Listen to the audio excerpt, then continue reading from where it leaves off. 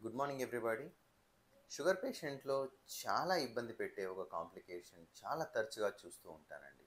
అదే frozen shoulder. అసలేంటి frozen shoulder? Sugar పేషెంట్లు అనేవాళ్ళు ఈ ఫ్రోజన్ షోల్డర్ వచ్చినప్పుడు భుజం దగ్గర చాలా నొప్పి ఉంటుంది. భుజాన్ని ఇంతకు మించి పైకి లేపలేకపోతారు.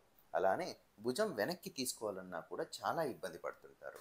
దీన్నే ఫ్రోజన్ షోల్డర్ అంటారు. ఈ ఫ్రోజన్ షోల్డర్ వచ్చడానికి ముఖ్యమైన కారణం ఏంటి?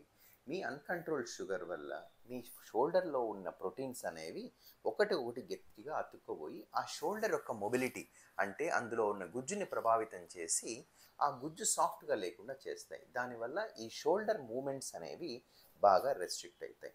మరి ఈ ఫ్రోజన్ షోల్డర్ నుంచి ఎలాగ మిమ్మల్ని మీరు కాపాడుకోవడం? Number 1 sugar control. Frozen shoulder వచ్చిన వాళ్ళందరికీ 3 రకాల ఎక్సర్‌సైజ్‌ని అడ్వైస్ చేస్తుంటాను. చేతులు ఇలా పెట్టుకొని 1, 2, 3. రెండో ఎక్సర్సైజ్ గోడ పైన ఒక సున్నా చుట్టడం. మూడో ఎక్సర్సైజ్ గోడ పైన వేళ్లతో ఇట్లా పైకి కిందకి అనడం.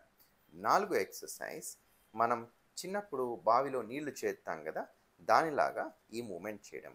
ఈ మూమెంట్ని 15 నిమిషాలు రోజు చేసినట్టయితే ఫ్రోజన్ షోల్డర్లో మూమెంట్స్ ఇంకా తగ్గకుండా మనల్ని మనం కాపాడుకోవచ్చు.